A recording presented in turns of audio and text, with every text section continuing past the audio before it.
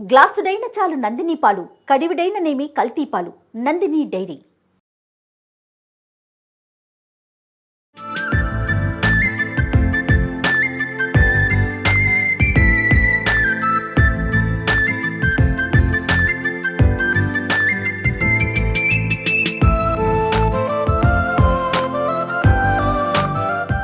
రమగారు, సంక్రాంతి పండుగ శుభాకాంక్షలు. సంక్రాంతి పండుగ శుభాకాంక్షలు జయ. సుమన్ టీవీ ప్రేక్షకులందరికీ మకర సంక్రమణ శుభాకాంక్షలు. సంక్రాంతి పండుగ జనవరిలోకి వచ్చాం, పండుగలోకి కూడా వచ్చేసాం. ఎంత స్పీడ్గా చాలా పెద్ద పండుగ మనకి సంక్రాంతి. ఎలా అంటే అంటే మన ఇంట్లో మనమే పూజ చేసుకోవటం కాదు, లేదా మనమే ఏదో వండేసుకొని తినేయటం కాదు. మొత్తం చుట్టాలంతా కూడా చేరి అందరం కలిసికట్టుగా జరుపుకునే పండుగల్లో సంక్రాంతి ఒకటి కదా రమగారు. గొబ్బెమ్మల దగ్గర నుంచి, ఉదయం ముగ్గు వేసే దగ్గర నుంచి అందరం కలిసి సామూహికంగా ఎవరి గుమ్మంలో వాళ్ళు వేసుకుంటాం. అయినా కూడా సామూహికంగా ఒకరితో ఒకరు మాట్లాడుకుంటూ ముందుకు తీసుకెళ్లే ప్రయాణం కదా ఇది. సంక్రాంతి విశిష్టత ఒక్కసారి. ప్రతి నెల ఒక సంక్రమణం వస్తుంది మనకి. అవును, ప్రతి నెల సంక్రాంతి వస్తుంది.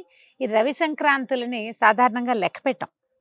కాకపోతే పురాతన కాలం నుంచి రైతులకి సంక్రమణాలు లెక్క. ఏ సంక్రమణం అప్పుడు ఏం చేయాలి, ఈ నెలలో విత్తనాలు వేసేటప్పుడు సంక్రమణ విధిని చూసుకునే పద్ధతి ఉండేది ఇది వరకు. ఇప్పుడు అసలు మనం పంచాంగం ప్రకారం విత్తనాలు విత్తటము అవి ఆ విధానం మార్చేసుకున్నారు. కార్తెలు చూస్తాం కదా, రోహిణి కార్తె మనకు తెలిసింది. రోహిణి కార్తె, కార్తెలు చూడటం, ఆరుద్రల్లో గింజలు వేయాలి, ఇలా సిద్ధాంతం ప్రకారం పాతకాలంలో చేసేవాళ్ళు. కాకపోతే ఈ సంక్రమణాలు ఏంటంటే మన పూజా విధానానికి పండుగల కోసం ప్రత్యేకంగా 2 సంక్రమణాలు మనం విశేషంగా చేసుకుంటాం. ఒకటి ధను సంక్రమణం డిసెంబర్ 16వ తారీఖు, రెండోది ఇప్పుడు ఈ మకర సంక్రమణం, ఇది ఇప్పుడు జనవరి 15. అయితే ఈ మకర సంక్రమణం ఏంటంటే ఉత్తరాయణ పుణ్యకాలం మొదలవుతుంది. దేవతల నిద్రాకాలం అయ్యి దేవతల మెలకు కాలం వస్తుంది ఇప్పటి నుంచి. చూడు ఎంత అద్భుతమైన సమయం అంటే ఇది. ఈ భీష్మ పితామహుడు ఆయన ఎప్పుడో డిసెంబర్లో యుద్ధం జరిగినప్పుడు మరణించి, మార్గశీర్షంలో మరణించి అంపశయ్యపై ఉండి ఉండి ఉండి ఉత్తరాయణ పుణ్యకాలం వచ్చాక తన ప్రాణాలు, ఇచ్చామరణం ఉంది కాబట్టి ఆయనకి మకర సంక్రమణం దాకా ఆగి, ఉత్తరాయణ పుణ్యకాలం వచ్చేదాకా ఆగి, ఉత్తరాయణం వచ్చాక ఆయన ఇచ్చామరణాన్ని పొందారు. ఈ కాలం అంత అద్భుతమైన కాలం.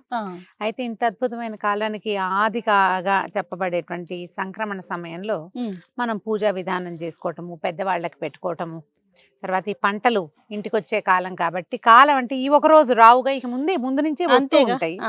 ఈ అద్భుతమైన ఇవాళ చేసిన దానము 1,000,000 రెట్లు ఫలితం ఇస్తుందని చెప్తారు.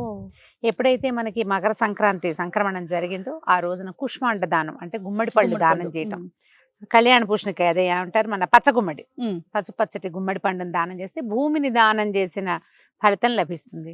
మొత్తం గుమ్మడికాయ తీసుకెళ్ళలేమంటారు. అవును, చెక్కలు చేసి పంచండి అమ్మా, ఏం పర్వాలేదు. ముక్కలు చేయొచ్చా, భూమిని ముక్కలు చేసిన అలాంటి భావాల్లోకి వెళ్ళకండి. దానం చేయటం ప్రధానం, అంతే. ఎవరో ఒకళ్ళు దాన్ని కూరో పులుసో పప్పు ఏదో ఒకటి చేసుకుంటారు, వాడతారు. ఆ వస్తువు చేసుకుని తినడానికే కదా, శాకంగా ఉపయోగపడుతుంది. పూర్తిగా అయితే నిలవ ఉంటుంది, ముక్కలు చేసింది నిలవ ఉండదు. అంతే. కనీసం మీరు పక్క వాళ్ళకి, మన ఇంట్లో పనిచేసే వాళ్ళకి గుమ్మడి పండు ముక్కని ఇచ్చినా కూడా దాని ఫలితం తప్పకుండా లభిస్తుంది. అనుమాన పడకుండా చేయాలి. అయితే ధాన్యాన్ని దానం చేయటం, నవధాన్యాలు దానం చేయటం, బియ్యం దానం చేయటం, తర్వాత నవధాన్యాలు కూడా చేయొచ్చు. అవి కూడా చేయొచ్చు. నవధాన్యాల్లో ఏ ధాన్యం మనకు అందుబాటులో ఉంటే దాన్ని చెయ్యొచ్చు. ఇప్పుడు ఏంటంటే అన్ని ఇంచుమించు పత్తి, మిరప అవన్నీ కూడా వచ్చే కాలం కదా. కంబళ్ళు, దుప్పట్ల లాంటివి ఇవ్వటము, తర్వాత పెద్దవాళ్ళకి పెట్టడం అంటే తాత తండ్రుల పేర్లు చెప్పుకొని ఇళ్లలో విధానంగా చక్కగా ఆకులు పరిచి అన్ని రకాల ఆహార పదార్థాలు చేసి ఆకులు నింపి పెద్దవాళ్ళకి చూపించి బట్టలు పెట్టి దాన్ని ఎవరికైనా ఇచ్చే విధానం ప్రాంతాల్లో కనపడుతుంది. తర్పణాలు విడిచే విధానం బ్రాహ్మణులు అంటే జంధ్యం యజ్ఞపూయితం ఉన్న వాళ్ళు తర్పణం విడిచే విధానం. తర్పణం విడవటము మంచిదే. ఒకవేళ ఇంత చేయలేం మనం అంత పెద్దవాళ్ళ పేరుతోటి, అదంతా కుదరదు.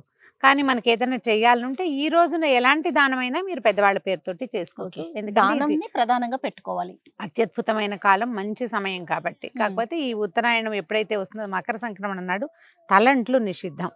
సంక్రమణం రోజున తలంటి పోసుకోకూడదు. ఇదే కాదు, నెలలో ప్రతి రవి సంక్రాంతి జరుగుతుంది. ఇంచుమించు 15-16 తారీఖుల్లో క్యాలెండర్ చూడడం అలవాటు చేసుకోవాలి జయ. నేను ఎప్పుడు అది చెప్పాలి, ఎప్పటికప్పుడు చెప్తాను నేను. క్యాలెండర్ చూడండి, క్యాలెండర్ చూస్తే మనకి ఏకాదశి తెలుస్తాయి, సంక్రమణాలు తెలుస్తాయి, ఏ రోజు ఏది విధి అనేది మనకు ఒకటి క్లియర్ పిక్చర్ ఉంటుంది కదా. సంక్రమణం రోజు తలస్నానం చేయకూడదు. చేయకూడదని చెప్తారు ఖచ్చితంగా. అదేలేండి. ఎందుకంటే అది పితరుల కాలంగా చెప్పబడుతుంది. మిగిలిన సంక్రాంతులు ఎట్లా ఉన్నా ఈ ఒక సంక్రాంతికి మనం భోగినాడు తలంటి పోసుకుని ఉంటాం కదా, ఎట్లా భోగినాడు తలస్నానం చేస్తాం కాబట్టి ఒకవేళ ఏదైనా చేయదలుచుకుంటే ఒట్టి వాటర్ వాష్ తెప్పిస్తే నెత్తి మీద నూనె పెట్టుకోవటం లాంటివి చేయకూడదు. అన్ని రకాల దానాలు మంచివే. స్నేహితులను కలుసుకోవటము, ఎవరినైనా మాట్లాడటము, ఎప్పటి నుంచో మాట్లాడడం మానేసిన స్నేహితులను కలిసేందుకు కూడా ఇది మంచి సమయం అని చెప్పండి. ఇది ఇంకా బాగుంది. అవును, ఎప్పటి నుంచో మానేస్తాం, కొంతమందితో మాట్లాడడం మానేస్తాం. హ్యాపీ సంక్రాంతి అని సంక్రాంతి పండుగ నాడు విష్ చేయండి, వాళ్ళు మళ్ళీ కలుస్తారు మీతోటి. ఈ సమయం అలాంటిది, చాలా మంచి సమయం కదా. ఏదైనా కొత్త పనులకు శ్రీకారం చుట్టడం. జనరల్గా సంక్రమణాల్లో కొత్త పనులు ఏం చెయ్యం, కానీ ఈ సంక్రమణం రోజున చెయ్యొచ్చు. ఓకే, ఇది మన జీవితాల్లో పెద్ద పండుగ కాబట్టి. పైగా ఏంటంటే ఈ రోజు నుంచి సూర్యుడు ఉత్తరం వైపుకి వాలి ప్రయాణం మొదలు పెడతాడు. దీంతో ఏమవుతుంది, కొంచెం ఎండ, సూర్యుడు తేజస్సు పెరుగుతుంది. మాఘం వచ్చేస్తుంది, కొంత దగ్గరలోకి వచ్చేసింది కదా. మాఘమాసానికి ముందే సూర్యుడు మనకి వేడెక్కటం మొదలు పెడతాడు. వాతావరణంలో మార్పులు వస్తాయి. జీవితంలో మార్పు తెచ్చుకునేందుకు కూడా ఇదొక రోజుగా ఆలోచించుకుని మనం పండగని ముందుకు తీసుకెళ్ళాలి. అందుకే కదా రమ్మగారు అంటారు, కష్ట సుఖాలు వస్తే వెళ్ళిపోతాయి, అదే వాతావరణం చూడండి మనం ఆపగలుగుతాము, దాని పని అది చేసుకుంటూ ఏదో కష్టం వచ్చిందని అలాగే దిగులు పడుతూ కూర్చుంటాం. మనం కూర్చుంటాం కానీ రోజు కూర్చోదే, అది రోజు కూర్చోదు. సూర్యుడు చంద్రుడు కూర్చోరు, వాళ్ళ దారిని వాళ్ళు తిరుగుతూ ఉంటారు. 6 నెలలు దక్షిణం వైపు ప్రయాణం చేసిన సూర్యుడు ఈ రోజు నుంచి ఉత్తరం వైపుకి ప్రయాణం చేయటం మొదలు దిశ మార్చుకుంటాడు, పక్కకి వాలడం మొదలు పెడతాడు. ఒకే రోజున వాలడు అని మొదలు పెడతాడు. కాబట్టి ఇది దేవతల తాలూకు మెలకువ సమయంగా చెప్తారు. వాళ్ళ హాయిగా మెలకు వస్తుంది. ఇప్పుడు ఇంక నుంచి మన విధానం మారుతుంది అనమాట. మొన్నటి దాకా బోల్డ్ అని పూజలు చేసాం మనం. అవును, ఇక్కడ నుంచి మన విధానం మారుతుంది. అలాగే జీవన విధానాన్ని మార్చుకునేందుకు కూడా ఇదొక ప్రత్యేకమైన రోజుగా తీసుకోవాలి ఎవరైనా కూడా. అంటే మనం పండగకి బొమ్మలు పెట్టుకుంటాము, తర్వాత బొమ్మల పండుగ చేస్తాం, భోగి పళ్ళు పోసుంటారు నిన్నటి రోజున. ఈ బొమ్మలు పెడతాం కదా. ఈ రోజు దీంట్లో ఏంటంటే మనం గుమ్మడి పళ్ళు, దోస పళ్ళు లాంటివి కూడా బొమ్మల్లో పెట్టచ్చు. దోస పళ్ళు కూడా ఇవ్వచ్చు దానంగా దోసపళ్ళు కూడా ఇవ్వచ్చు. దోసపండు కూడా మంచిదే ఇవ్వటం, అవి కూడా ఇవ్వచ్చు. చక్కగా పూజలు చేసుకోవచ్చు, హాయిగా పండగ చేసుకోవటం, అందరినీ పిలవటం, తర్వాత పిండి వంటలు చేయటం. ఈ సంక్రాంతి పండుగ అనగానే మనం అరిసెలు చేస్తాం. అరిసెలే ఊళ్ళల్లో కనపడతాయి. చక్కగా నిన్నటి దాకా చేయకపోతే ఈ రోజు అరిసెలు చేసుకోవచ్చు. ఈ అరిసె అనే పాకం ఏంటంటే ఆ నిలవ ఉంటుంది, మనకి ఇంత నిలవ ఉండే వస్తువు ఇంకొకటి ఉండదు అసలు. పాకం కూడా మనం నిలవ పెట్టుకోవచ్చు. అరిసె చేసే కాదు, పాకాన్ని కూడా నిలవ పెట్టుకోవచ్చు. ఈ అరిసె బియ్య పిండి, నూనె, వాటితోటి బెల్లం తోటి కలిపి చేసే ఈ పదార్థాన్ని పంచుకుని తినటం మంచిది. పండగని హాయిగా సరదాగా నవ్వుతూ ముందుకు తీసుకెళ్ళటమే. మీరు ఎలా చేసుకునేవారు రమ్మగారు చిన్నప్పుడు? బొమ్మలు పెట్టేవాళ్ళం చేయము, బొమ్మల కొలువు పెట్టుకునేవారు. బొమ్మల కొలువు భోగి పండుగ రోజు పొద్దున్నే తెల్లవారేసరికి మేము భోగి మంట దగ్గరికి వెళ్ళామా, వెళ్ళి తిరిగి వచ్చి స్నానాలు చేసేసరికి మా నాన్నగారు, అన్నయ్య నాన్న ఉన్నప్పుడు నాన్న చేసేవారు. తర్వాత అన్నయ్య అన్ని చెక్కలేయటం, ఏర్పాటు చేయటం, చాందనీలు కట్టడం. మేము పైనుంచి బొమ్మలు ముందు రోజు దించేవాళ్ళం, అన్ని శుభ్రంగా దుడటం, బొమ్మలు పెట్టడం, గౌరీదేవిని పెట్టడం. సంక్రాంతి రోజున మేము పేరెంటం పిలుచుకునేవాళ్ళం. ఈ సంక్రాంతి నాడు పేరెంటమే ఎక్కువ విశేషం. ఎందుకంటే సంక్రమణం అప్పుడు మనం ఏం చేయాలంటే ఈ తూర్పాంధ్ర ఉత్తరాంధ్ర ఆ వైపు వాళ్ళు ఏం చేస్తారు, దారపోసుకోవటం అంటారు. పసుపు కుంకుమ ఖర్జూరాలు అవన్నీ పళ్ళెంలో ఇట్లా రాసులు పోసి ఇస్తారు పేరెంటాళ్ళకి. మన వైపు అంత కొంచెం తక్కువ ఉంటుంది. ఇటువైపు ఏం చేస్తామంటే అలా కాదు, ఒట్టిగా పసుపు బొట్టు ఇచ్చి శనగలు అవి తాంబూలం ఆ శనగలు, అరటిపళ్ళు, ఇంకేమైనా పళ్ళు గిళ్ళు ఉంటే అవి. ఒకవేళ గుమ్మడి పళ్ళు బాగా విస్తారంగా కాస్తే ఒక్కో సంవత్సరం మాకు తెక్కాసేవి గుమ్మడికాయలు. ఆ గుమ్మడికాయలు కూడా ఇచ్చేవాళ్ళం. కొబ్బరికాయలు ఇచ్చేవాళ్ళం తాంబూలంలో, అది తక్కువ. కొబ్బరికాయలు బాగా, అరటిపళ్ళు అవి ఇచ్చేవాళ్ళము. తర్వాత ఈ పేరెంటం చాలా ఇంపార్టెంట్. చక్కెర పొంగల్ ఒకటి బాగా చేసుకునేవాళ్ళం ఆ రోజు. సంక్రాంతి పండుగ రోజున చక్కెర పొంగలే విశేషం. ఈసారి మనం కూడా స్టూడియోలో చక్కెర పొంగల్ చేద్దామా? ఖచ్చితంగా చేద్దాం. చక్కెర పొంగల్ చేసుకోవటం విశేషంగా కనపడుతుంది. భోగినాడే ఇంచుమించుగా మనకు గోదా కళ్యాణం జరిగిపోతుంది. సంక్రాంతి పండుగ మన ఇంట్లోనే తాతగారు వాళ్ళు ఉన్నప్పుడు తర్పణాలు విడవటం కూడా ఉండేది. ఇది వరకట బాగా చిన్నతనంలో, అంటే నా చిన్నప్పుడు కాదనుకుంటున్నాను నేను, నాకు ఊహ తెలిసాక నేను చూడలా. ఇంచుమించు పెద్దవాళ్ళకి పెట్టేవంటే తద్దినపు భోజనం రోజున తిథి నాడు ఎలా వండుతారో అలాగే వండేవాళ్ళట పాతకాలంలో. తర్వాత ఈ పండగని చక్కెర పొంగళ్ళు చేసుకోవటం, అల్లుళ్ళు రావటం, వాటితోటి అది పద్ధతి మార్చుకున్నాం. కానీ పూర్వము ఈ రోజున ఏంటంటే ఇది విశేషమైన సంక్రమణం కదా, అందుకని తర్పణాలు విడిచి పెద్దవాళ్ళకి పెట్టే భోజనాలు 4 కూరలు, 4 పచ్చళ్ళు అట్లా చేసేవాళ్ళు. పెసరపప్పు వండటము ఆ విధానం కనపడేదట మొదటి కాలంలో.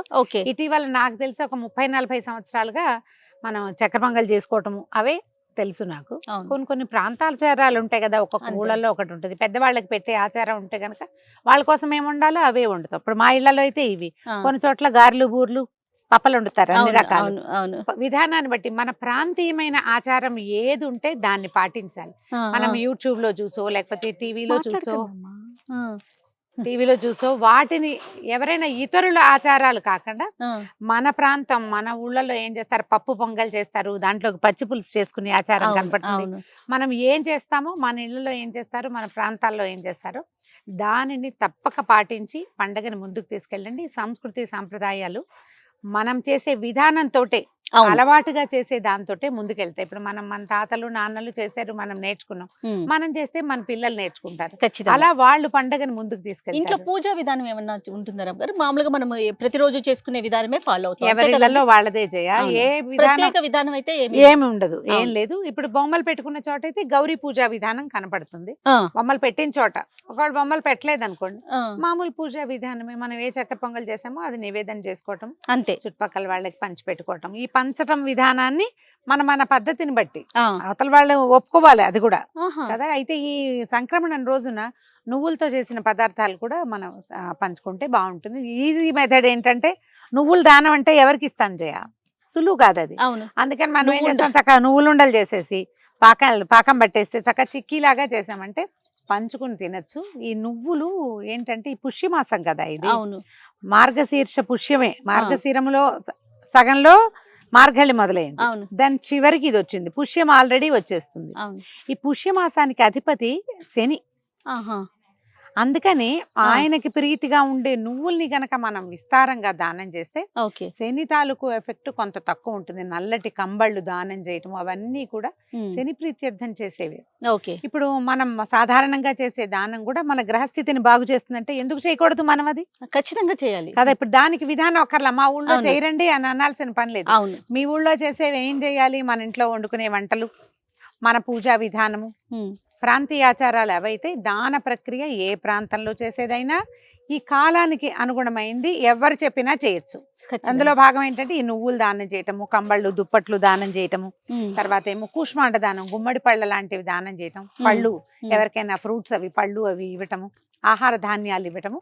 ఇది ప్రాంతీయంగా ఉండక్కర్లేదు, అందరం కలిసిమెలిసి చేసుకోవటం, దానం చేయటం అనేది మనం అంటే ప్రధానంగా పెట్టుకోవాలి. మనం మన చేత్తో ఇచ్చిన దాని ఎఫెక్ట్ ఫలితము మనకి తప్పక లభిస్తుంది కదా. 100% అది ఏ ప్రాంతానికైనా రమగారు, పనిచేస్తుంది. లభించకపోవచ్చు, ఒక తృప్తి ఉంటుంది ఉంటుంది, చూడండి, సంతోషం. అది చాలు కదండి. అదే ఎవరికైనా మనం ఇచ్చిన వస్తువు ఉపయోగపడితే అది ఆ సాటిస్ఫాక్షన్ ఇస్తుంది. అదే మన జీవితానికి సంతోషానికి మూలం ఏంటంటే సాటిస్ఫాక్షనే కదా. తృప్తి అంతేగా. వల్లే సంతోషం వస్తుంది. అంతే. చక్కగా ఈ విధంగా సంక్రాంతి పండుగని ముందుకు తీసుకెళ్ళండి. ప్రేక్షకులందరికీ, మీ ప్రాంతపు సంస్కృతి సంప్రదాయాల్ని ముందుకు తీసుకెళ్ళండి. మరొకసారి సుమన్ టీవీ ప్రేక్షకులందరికీ సంక్రాంతి శుభాకాంక్షలు.